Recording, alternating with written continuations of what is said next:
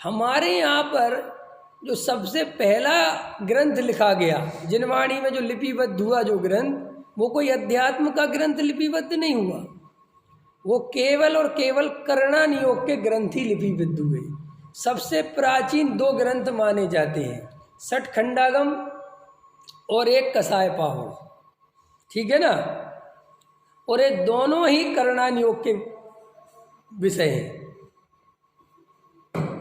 पकड़े मैंने उस समय की बात समझ में आया। मैंने सबसे पहले भी कौन सा ग्रंथ लिखा गया और आपको मैं ये भी बता देता हूँ, सठखंडागम और कसाय पाहुड़ इत्यादि इत्यादि, और भी जो बड़े बड़े आचार्य हुए, जय धवला और बड़े बड़े ग्रंथ जितने भी हैं, जो बहुत बड़े प्रमाणित ग्रंथ माने जाते हैं, उसमें कारण क्या है, उन चीज़ों की इतनी वैल्यू क्यों थी, वो भी मैं आपको बताता हूँ। कारण ये है कि आत्मा और शरीर और रागादि विकारी भाव, इनके बारे में बहुत ज़्यादा लिखने की ज़रूरत नहीं है, क्योंकि ये अनुभव की चीज़ है। इसमें कोई भी व्यक्ति चाहे हिमालय में बैठा हो चाहे कहीं भी बैठा हो, अगर वेद ज्ञान करेगा, आत्मानुभव करेगा, ध्यान करेगा तो वह बात बन जाएगी। लेकिन कोई भी व्यक्ति कितना ही बड़ा ध्यान करे, लेकिन करणान योग विशेषज्ञ नहीं बन सकता। करणान योग विशेषज्ञ बनने के लिए पढ़ना ही उपाय है। पकड़ में आया। किसान को सम्यक दर्शन हो सकता है, मेढक को सम्यक दर्शन हो सकता है, समझ लो उदाहरण के लिए है, जिसको भी हो सकता है, हाथी, गाय, बैल, भैंस, किसी को भी हो सकता है। लेकिन करणान योग विशेषज्ञ हर कोई नहीं बन सकता। शेर करणान योग विशेषज्ञ बन सकता है? नहीं बन सकता, नहीं बन सकता ना। किसान करणान योग विशेषज्ञ बन सकता है? नहीं। माने करणान योग विशेषज्ञ बनने के लिए आपको एक परिपाटी में रह के वाकायदा आपको ज्ञान प्राप्त करना पड़ेगा। आपको किसी गुरु के, किसी शास्त्र के साथ चलना पड़ेगा, नोट्स बनाने पड़ेंगे, एक एक चीज़ याद करनी पड़ेगी, क्षयोपशम ज्ञान बढ़ाना पड़ेगा, तब जाके आप करणान योग विशेषज्ञ बन सकते हो। तो हमारे जो पूर्वज थे, जो आचार्य भगवंत थे, उनको ये बात ज़्यादा इम्पोर्टेंट लगती थी कि हम सिद्धांतों की बात कह दें जो हमने ज्ञान प्राप्त किया है। किस संदर्भ में? 3 लोक के संदर्भ में, 4 गतियों के संदर्भ में, त्रय स्थावर भेद प्रभेदों के संबंध में, कर्म फिलॉसफी के संबंध में, क्योंकि इसका आत्मज्ञान से कोई लेना देना नहीं है। पकड़ में आ रही बात? तो वो कहते थे कि आत्मज्ञान तो कोई भी प्राप्त कर लेगा, लेकिन ये ज्ञान हमारे साथ चला गया। जैसे धरसेनाचार्य को चिंता हुई कि मुझे संघ का ज्ञान है और अब जिनवाणी लिपिबद्ध है नहीं, और मैं चला गया तो ये ज्ञान आगे तो जा ही नहीं पाएगा। तो पुष्पदंत और भूतबली ने कौन सा ज्ञान दिया? करणान योग का, आत्मा का नहीं। बोले आत्मा का ज्ञान देने वाले बहुत मिलेंगे, होते भी रहेंगे ज्ञानी, उसकी चिंता मत करो, लेकिन आत्मज्ञानी होंगे भी, लेकिन ये सिद्धांत का ज्ञान, करणान योग का, कर्म फिलॉसफी का, ये ज्ञान तो अपने आप होगा नहीं। इसलिए इसकी परंपरा रखना बहुत जरूरी है। पकड़ में आ रही? तो मैं कितनी इंपॉर्टेंट बात बता रहा हूँ। तो ये कारण था, ये करणान योग, चरणान योग इत्यादियों की परिपाटी ज़्यादा लंबी चली अध्यात्म शास्त्रों से। लेकिन मैंने आपको बताया, आप पूरी दुनिया को नहीं संभाल सकते। आप किसी एक चीज़ पे ध्यान दोगे तो दूसरी चीज़ कमज़ोर पड़ी जाएगी। ये सिस्टम है।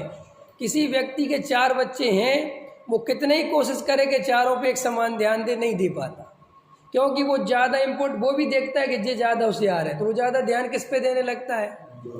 देखा होगा आपने, माँ बाप भी क्या करते हैं, 4 बच्चे हैं और उनको जिसमें ज़्यादा योग्यता दिखती है फिर उसका सपोर्ट ज़्यादा करने लगते हैं। तो ये आगे बढ़ता चला जाता है, और वो जिस पे ध्यान नहीं देते वो नीचे चला जाता है। देखे होंगे आपने ऐसे। और फिर बाद में बड़े हो गए कहते हमारे माँ बाप ने हम पे ध्यान ही नहीं दिया। ध्यान इसलिए नहीं दिया कि तुम में योग्यता कम दिखी।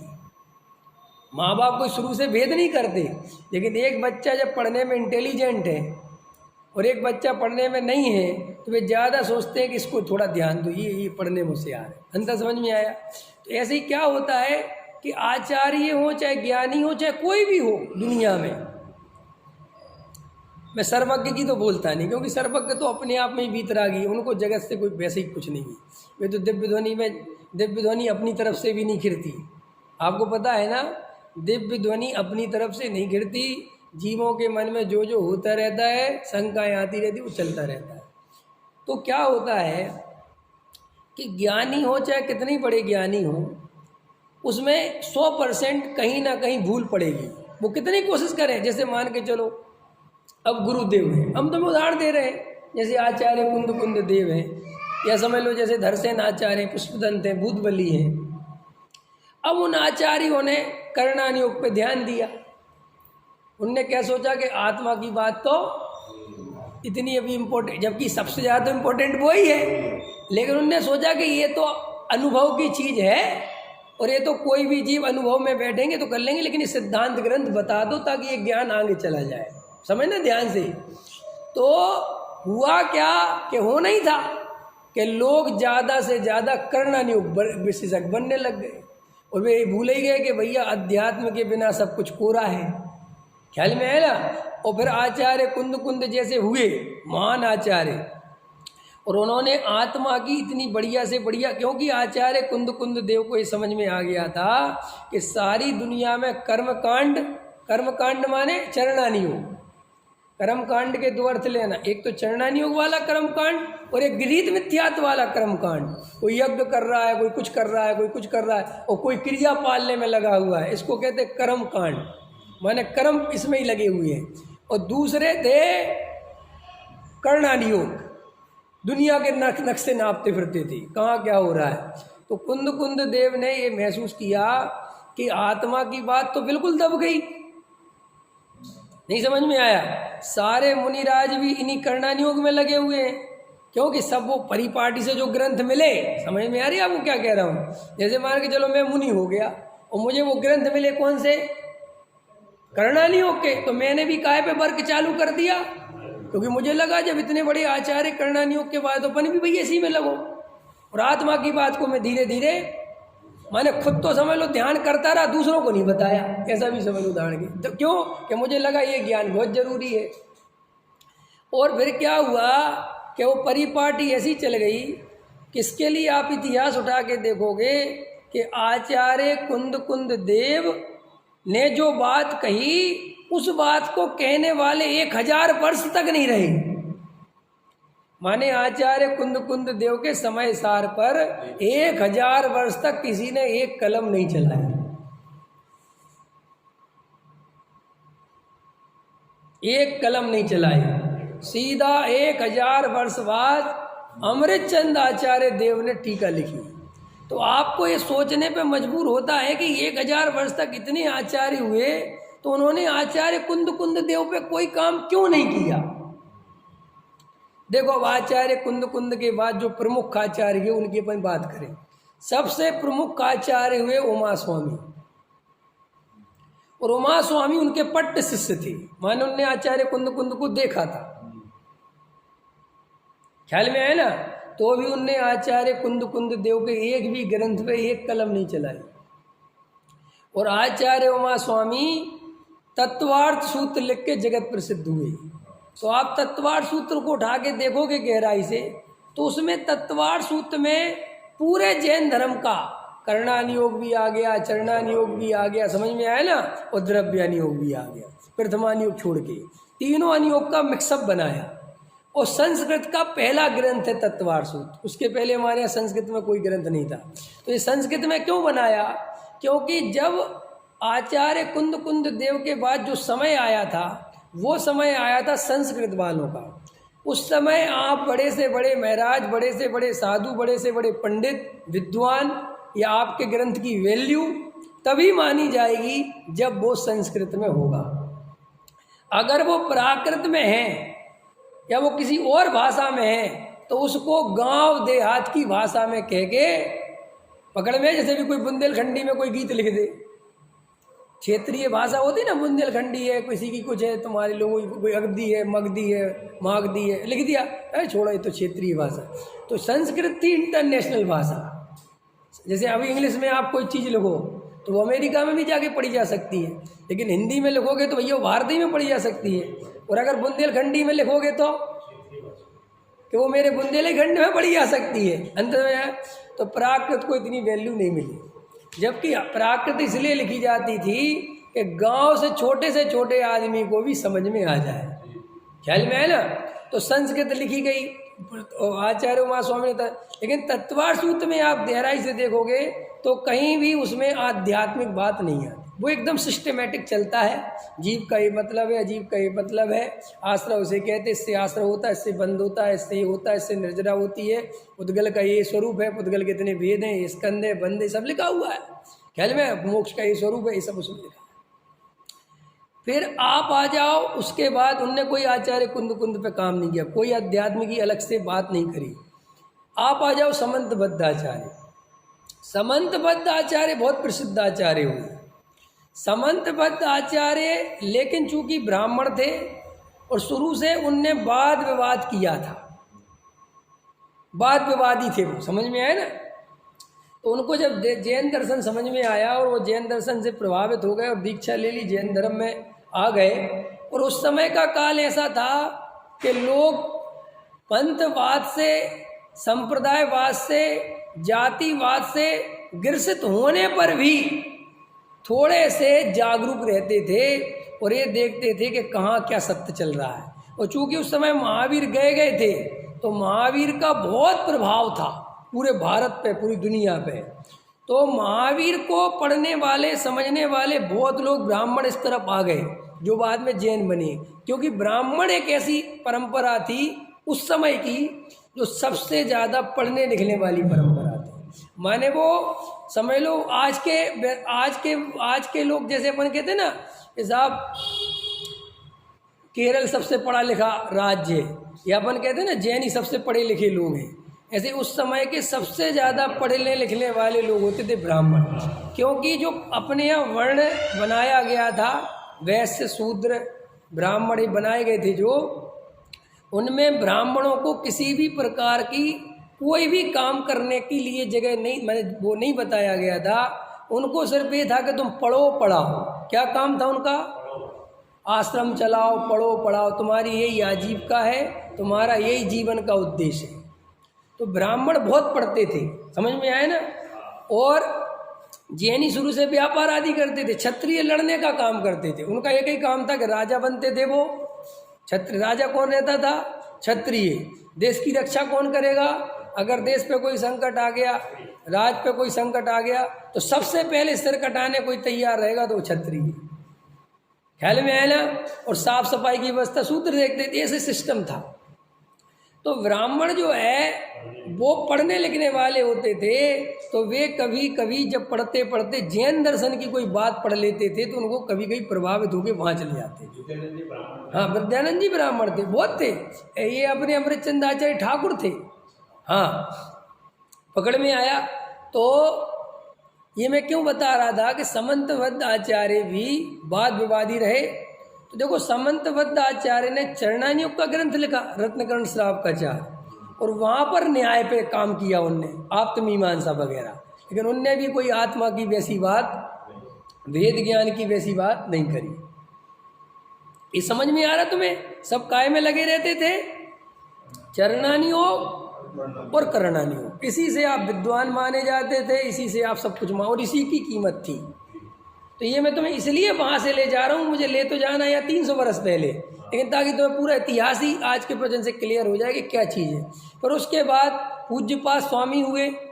पूज्यपाद स्वामी ने बहुत कुछ अध्यात्म की बात करी, लेकिन आचार्य कुंद के ग्रंथों पे कोई काम नहीं किया। उनने अपने आप में तो बात करी। फिर एक योगेंद्र देव हुए, उनने आत्मा की बहुत बात करी, लेकिन आचार्य कुंद देव के ग्रंथों पे कोई काम। फिर अकलंक निकलंक हुए, तो निकलंक तो चले गए थे, अकलंक बचे थे। चूँकि अकलंक शुरू से ही बौद्धों से लड़ाई झगड़ा करके वे अकलंक बने थे, समझ में आया ना। तो उनके जीवन भर वो न्याय घूमता रहा, काय में लगे रहे वो, न्याय न्याय न्याय। बौद्धों का खंडन, जैनों का मंडन, अन्य मतों का खंडन, जैनों का मंडन, इसी काम में लगे रहे। ख्याल में है ना। फिर उसके बाद ये जो अकलंक देव का समय था, समझ में आया। जैसे समंतबद्ध आचार्य का जो समय था 3री शताब्दी, उस समय वाद विवाद होते थे, सब चर्चाएं होती थी, लेकिन वो इतना हावी नहीं था न्याय जितना हावी वो जाके 7वीं शताब्दी में हो गया, जो बिल्कुल लड़ाई झगड़े जैसी स्थिति बनने लगी। और मतलब जैसे उनको ज्ञान लेना था अकलंक निकलंक को, तो वो देखो इससे समझ में आता है कि हमारे यहाँ इस टाइप का न्याय का ज्ञान देना और इस टाइप की चीज़ें बहुत कम थी, तो उनको वो बौद्धों के स्कूल में पढ़ना पड़ा, विद्यालय में। वो चोरी चोरी पढ़ते थे, बौद्ध बन के। सुनी है ना वो कहानी? तो कभी किसी ने सोचा कि आखिर जैनी ऐसे कैसे थे कि उनके यहाँ चोरी चोरी चुपके जाना पड़ा? हमारे यहाँ कोई पढ़ाने वाला नहीं था क्या? अब तो ये बात कहोगे नहीं, मुझे पता है, क्योंकि तुम्हें ये बात कहते थोड़ी घबराहट सी होती है, क्योंकि तुम अपने धर्म को, अपने लोगों को बहुत महान मानते हो, उनसे तुम्हें नीचे पसंद नहीं कोई बात। जबकि साफ है ना कि वे वहाँ क्यों गए पढ़ने के लिए। जब इतने जैन धर्म के पक्के श्रद्धानी थे, वो कहानी तो नहीं सुनानी ना, कहानी तो याद है ना, वो धागा डाल दिया और फिर अरहम है क्या, जब उठाया तो उनके मुंह से निकला, क्या निकला था? है अरहंत अरहंत, है ना? हमारे मुंह से तो निकलता नहीं है अरहंत अरहंत, आप लोगों के मुंह से निकलता है? किसी के निकलता है? निकलता है?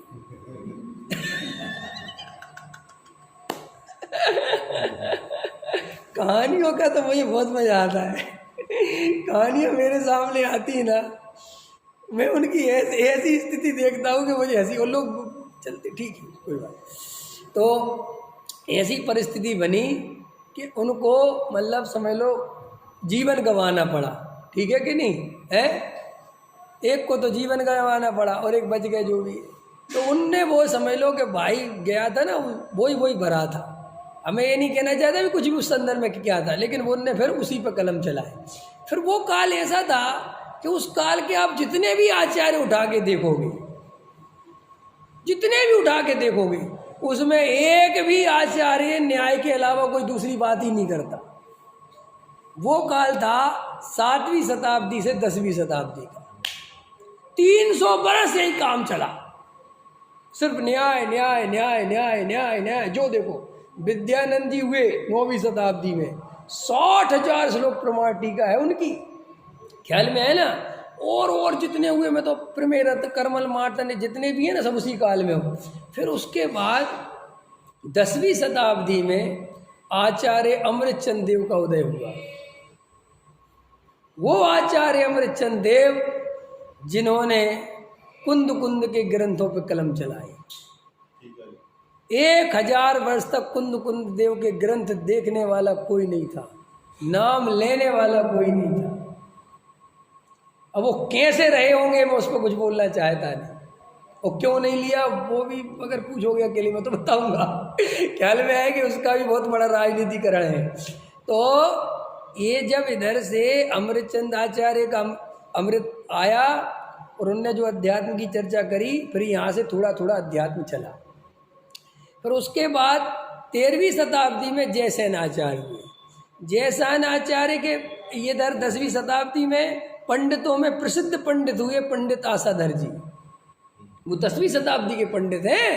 हाँ, न तुम सोच रहे हो कि भी आजकल के पंडित हैं जो लोग हल्ला मचाते हैं हम पंडितों को नहीं मानेंगे, जबकि बौद्ध ग्रंथों का आधार पंडित आसाधर जी है। और आपको पता है पंडित आसाधर जी कौन थे? पंडित आसाधर जी अमृतचंद आचार्य के गुरु थे, शिक्षा गुरु। जब अमृतचंद आचार्य ने दीक्षा नहीं ली थी, तब सागर धर्मामृत और अनगार धर्मामृत ये लिखे हैं ना उनने, आसाधर जी ने, इन सब का ज्ञान अमृतचंद आचार्य को पूरा जैन धर्म का, क्योंकि अमृतचंद आचार्य ठाकुर थे, इस सारा ज्ञान आसाधर जी का दिया हुआ। तो उसके बाद आगे चलते हैं अपन, तो 13वीं शताब्दी में आके जयसेन आचार्य, उनने फिर समय सार पे द्वारा अपनी टीका ली। मैंने अमृतचंद आचार्य की टीका हो गई, फिर जिनसेन आचार्य की, फिर उनके बाद जयसेन आचार्य के बाद फिर आते हैं, थोड़ा सा काल और व्यतीत होता है 15वीं शताब्दी में और 16वीं शताब्दी के बीच में पंडित बनारसी दास जी। फिर यहाँ से आ गया पंडितों का ही काल, यहाँ से हो गई आचार्य परंपरा, मुनि परंपरा विच्छुत। इसके बाद मुनि होना, क्योंकि मुगलों का शासन 12वीं शताब्दी 13वीं शताब्दी के बाद पूरी तरह हावी हो गया हिंदुस्तान पे, और यहाँ पे ऐसा द्रव्य क्षेत्र काल भाव हो गया कि मुनि बनना स्थिति नहीं रही। तो आगे फिर जब पंडित बनारसी दास जी, ब्रह्मचारी राजमल जी इत्यादि लोग हुए, और इन लोगों ने फिर उस अध्यात्म की क्रांति को, समय सार को फिर बढ़ाया, फिर उन कलशों पे काम किया। समय सार कलश टीका लिखी गई, जो ब्रह्मचारी राजमल जी, पांडे राजमल जी ने लिखी। फिर चली बात। अब मैं ये बताना चाहता हूँ कि ये जो कह रहे टोडरमल जी कि वहाँ उस समय पंडित विद्वान उसी को माना जाता था, बड़ा विद्वान उसी को माना जाता था जो करणानियोग और चरणानियोग विशेषज्ञ हो। तो देखो टोडरमल जी साहब को भी आप देखो, तो टोडरमल जी साहब ने भी अपने जीवन का 90% काम करणानियोग में किया है। मैं यहाँ तक लाना चाहता था, यहाँ से चलाई थी बात। तो करणानियोग का काम करते रहते थे और प्रवचन करते रहते थे। उस समय यही बड़े विद्वान की निशानी थी।